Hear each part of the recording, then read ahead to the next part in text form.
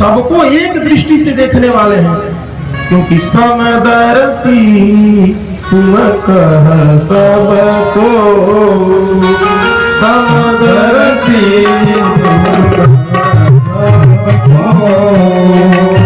सेवक प्रिय अनन्य गति सो,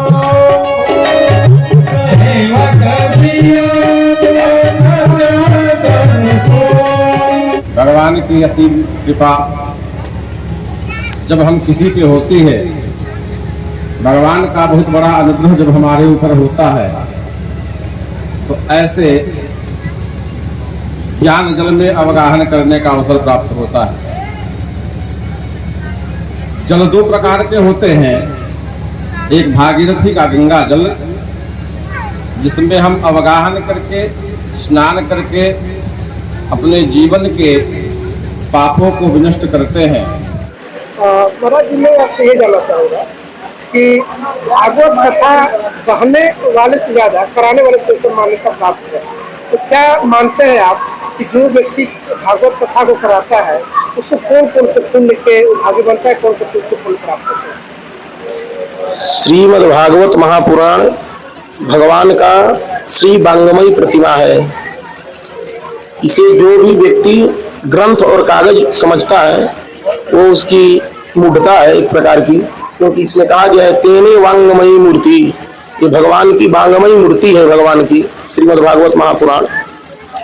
और कौन कौन सा पाप कटता है, भागवत सुनने से क्या क्या फल मिलता है, कौन कौन सा पाप कटता है, ये तो प्रश्न ही खत्म करिए कि कौन कौन सा पाप कटता है। जिसने जीवन में पाप के अलावा कुछ किया ही ना हो, यदि वो भी व्यक्ति भागवत सुन ले, भागवत में लिखा है कि ये मानवः पाप कृतस्तु सर्वदा सदा दुराचार रति कुमार्गः क्रोधाग्निदग्धा कुटिलाश्चकामी सप्ताह यज्ञेन कलौ पुनन्ति ते। यदि व्यक्ति कैसा भी हो, यदि 7 दिन व्यक्ति श्रवण कर ले श्रीमद् भागवत महापुराण को, वो मुक्त हो जाएगा। पर उस श्रवण करने में भी क्या है कि मन होना चाहिए व्यक्ति का, मन बुद्धि चित्त अहंकार 4 होते हैं।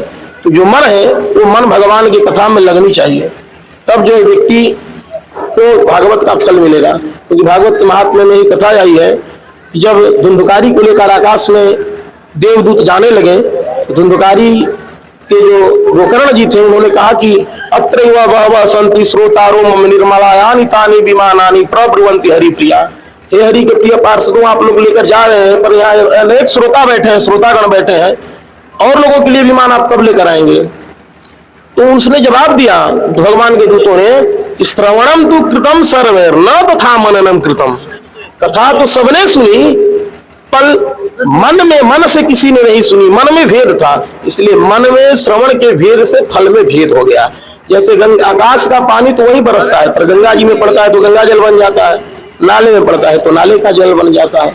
इसलिए भागवत को यदि श्रद्धा भक्ति से सुना जाए तो नितांत व्यक्ति को मोक्ष की प्राप्ति होगी, सुख की प्राप्ति होगी, स्वर्ग की प्राप्ति होगी। बिल्कुल महाराज जी, आपका खुद एक युवा है, और युवाओं को भागवत कथा से क्या कुछ सीखने चाहिए? युवाओं को भागवत कथा से पहली बात देखिए, युवा जो है आज का भटका हुआ है। एक होता है आत्मवादी, एक होता है देहात्मवादी। आज का युवा आत्मवादी से अधिक देहात्मवादी है। इस रॉकेट, कंप्यूटर, मोबाइल के युग में भी, आधुनिक युग में भी धर्म और ब्रह्म का वही महत्व है जो कि प्राचीन काल ऋषियों ने बताया था, बिल्कुल वही महत्व है।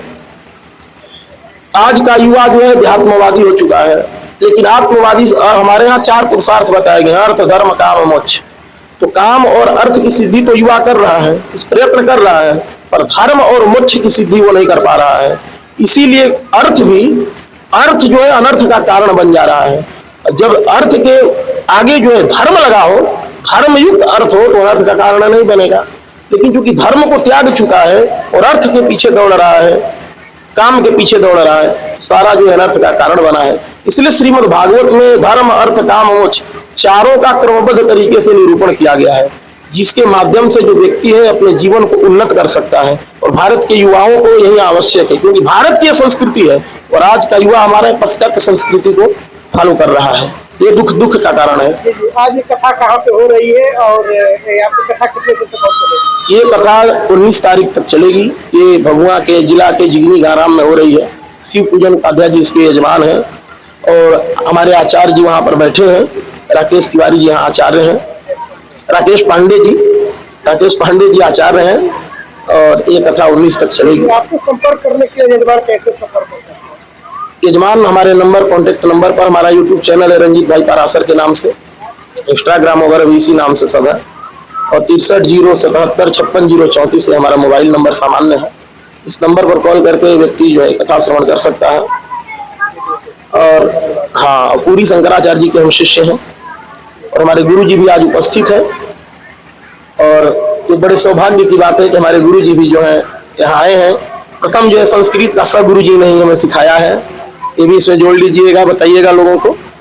हाँ, गुरु जी के आशीर्वाद से हम यहाँ तक पहुँचे हैं। शिक्षा दीक्षा कहाँ से प्राप्त आपने? शिक्षा दीक्षा जो है हम लोगों को काशी से, काशी नगरी जो है विद्या की नगरी है, ज्ञान की नगरी है। सारी शिक्षा जो है काशी से हुई है, कुछ वृंदावन में हुआ।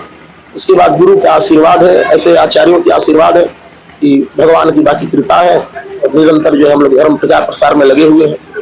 बिल्कुल महाराज, अपना समय देने के लिए बहुत धन्यवाद। नारायण।